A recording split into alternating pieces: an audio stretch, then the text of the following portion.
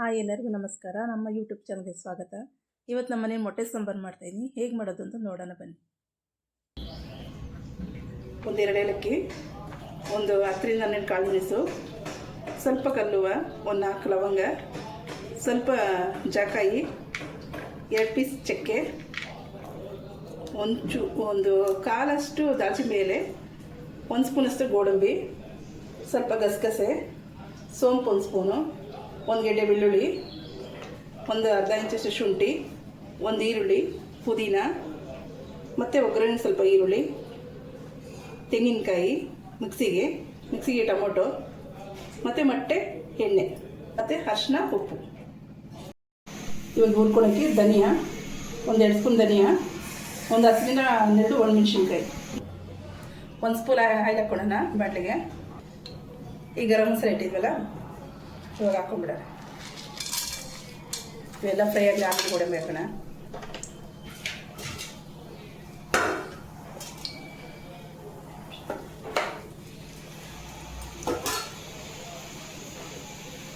ಒಂದು ಈರುಳ್ಳಿ ಕಟ್ ಮಾಡಿದ್ನಲ್ಲ, ಆ ಈರುಳ್ಳಿ ಹಾಕ್ತಾ ಇದ್ದೀನಿ.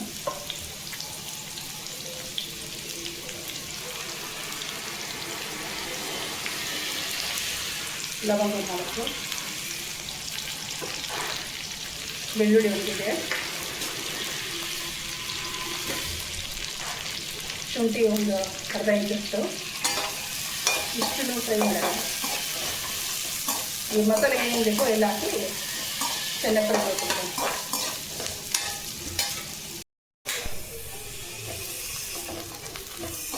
ಇಷ್ಟಾಗಿದೆ, ಸಾಕು. Stove off ಮಾಡ್ಕೊಂಡ್ಬಿಡೋಣ.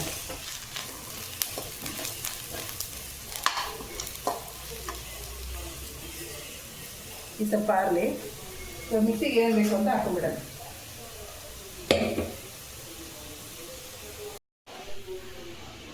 ಮಿಕ್ಸಿಗೆ ಬಂದು ಒಂದು ಅರ್ಧ ಸ್ಪೂನಷ್ಟು ಗಸಗಸೆ, 1 ಸ್ಪೂನಷ್ಟು ಸೋಂಪು,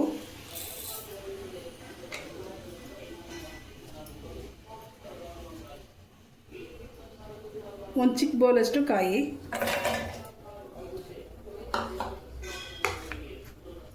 ಚಿಕ್ಕದೊಂದು 2 ಟೊಮೊಟೊ, ಪುದೀನ, ಮತ್ತು ಹುರಿದಿರೋ ಮಸಾಲೆ ಎಲ್ಲ ಮಿಕ್ಸಿ ಮಾಡ್ಕೊಂಬಂದ್ಬಿಡ. ನೀವು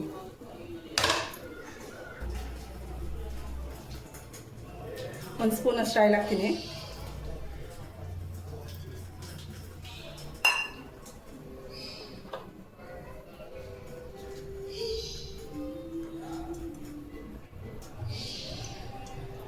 ಒಂದು ಈರುಳ್ಳಿ ಹಾಕ್ತೀನಿ.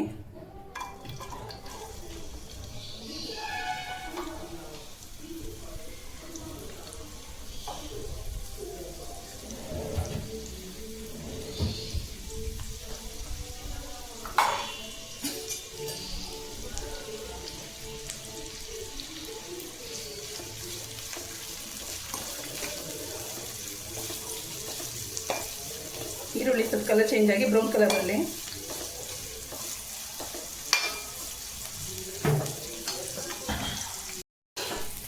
ಇವಾಗ ಸ್ವಲ್ಪ ಕಸ್ತೂರಿ ಮೆಣಸಿ ಕ್ರಷ್ ಮಾಡಿ ಹಾಕ್ತೀನಿ.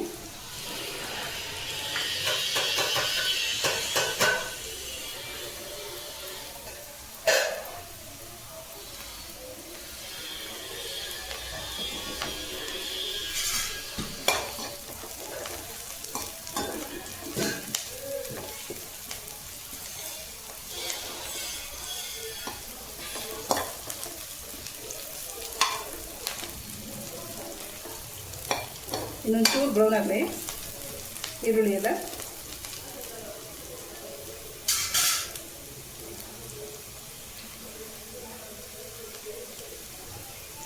ಸ್ವಲ್ಪ ಅರಿಶಿನ ಪುಡಿ ಹಾಕ್ತಾ ಇದ್ದೀನಿ.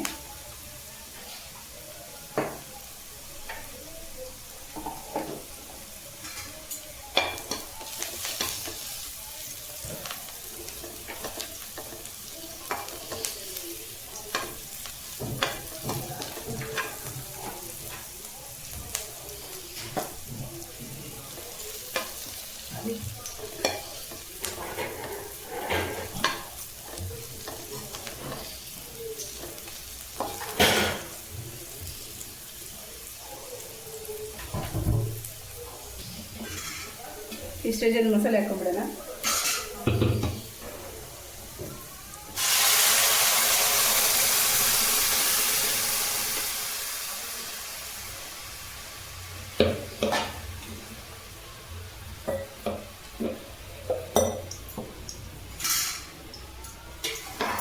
ಮಸಾಲೆ ಎಲ್ಲ ಹುರಿದಿದ್ದೀವಿ. ಇವಾಗ ಒಂದು ನಿಮಿಷ ಹಿಂಗೆ ಫ್ರೈ ಮಾಡಿಕೊಂಡು ಇದಕ್ಕೆ ಎಷ್ಟು ಸಾಂಬಾರಿಗೆ ನೀರು ಬೇಕೋ ಅಷ್ಟು ಹಾಕ್ಕೊಳ್ಳೋಣ.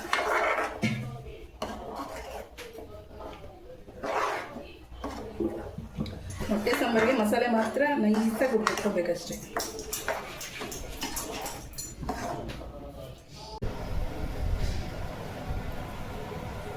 ಮೊಟ್ಟೆ ಸಾಂಬಾರು ನೋಡೋಣ.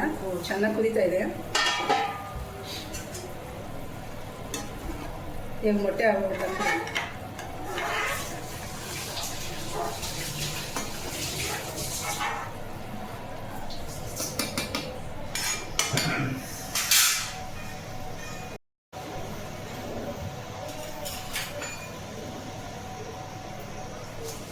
ಮೊಟ್ಟೆ ಹಾಕ್ತೀನಿ.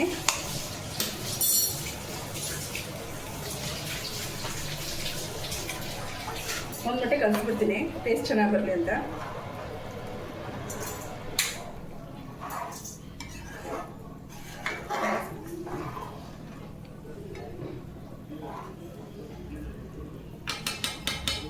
ಏನು ಮಾಡ್ದ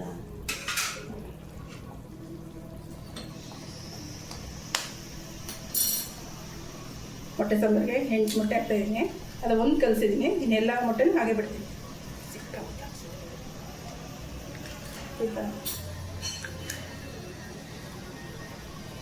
ಎಲ್ಲ ಸ್ವಲ್ಪ ದೂರಕ್ಕೆ ಹಾಕ್ಬೇಕು, ಇಲ್ಲ ಎಲ್ಲ ಜಾಯಿಂಟ್ ಆಗಿಬಿಡ್ತವೆ.